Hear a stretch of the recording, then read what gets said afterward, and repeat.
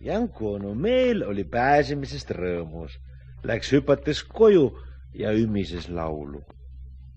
Korraga tunneb ta janu. On juba üsna kodu lähedal, kui näeb rohtu söövat lehmatädi. Janku onu teadis, et ega lehmatädi talle piima ei anna. Ta peatus ja hüüdis. Lehmatädi, kuidas käsi käib?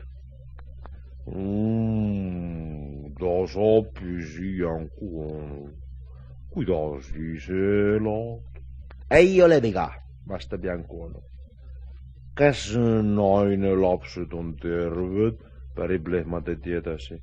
Ei ole neilgi häda midagi. Aga kuidas Sõnni onu elab? Ka tasakesi, vastab lehmatädi. Näe, kui toredad viigimarjad selle puu otsas kasvavad, ütleb Janku korraga. Kui mõned neist kätte saaks. Ei sina neid kätte saa, Janku onu. Ole hea, raputa puud, palub Janku onu. Lehmatädi ei tahtnud Janku onule ära ütelda.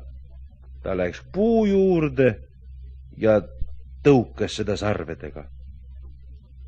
Kuid viigimarjad olid alles toored ja mitte ükski ei kukkunud alla. Nüüd taganes lehm tüki maad ja jooksis siis sarvedega vastu puud. Jooksis nii kõvasti, et teine sarv puusse tungis ja lehmatädi enam lahti ei saanud. Seda Janku onul vaja oligi. Aita mind lahti, Janku onu, palus lehmatädi. Mina ei ulata sinu sarvede juurde, ütles Janku onu. Jooksen parem Sõnni onu järele. Nende sõnadega jooksis ta koju ja tuli vähe aja pärast naise ning lastega tagasi. Igaüks kandis pange. Suurematel olid suured panged, väiksematel väikesed panged. Kõik hakkasid lehmatädi lüpsma. Lüpsid udara tilgatuks tühjaks. Head ööd, lehmatädi, head ööd. Sa pead täna söö väljas veetma. Ega sa ju lüpsmata magada ei saa. Sellepärast ma lüpsin su ära, et sa öö läbi ei ammuks, kõneles Janku onu ja läks perega koju. Lehmatädi raputas aina pead, kuid sarv ei tulnud puust välja. Seisis nii kogu öö. Alles koidu eel pääses ta lahti ja hakkas sööma. Küllap ta tuleb mind hommikul vaatama, mõtles lehmatädi ja pistis sarve tagasi puusse. Ja juba oligi Janku onu seal. Tere hommikust, ütles ta. Kuidas tuju on kah?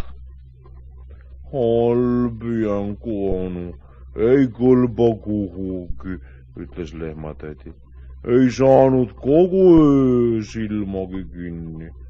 Sa tule ja sikuta mind sabast. Vahest saame 2 jõuga lahti tõmmata. Janku onu tuli lähemale. Päris ligi minna mina ei või, ütles ta. Mina olen nõrk ja mina võin enda ära venitada. Aga teeme nii, et sina tirid ja mina ähin. Nüüd tõmbas lehm sarve puust välja ja tuiskas Janku onu kallale. Jäänes pani lippama nii, et kõrvad tahapoole, lehmatädil sarved ettepoole. Janku onu lippas ees ja hüppas täiel jooksul orjavitsa põõsasse.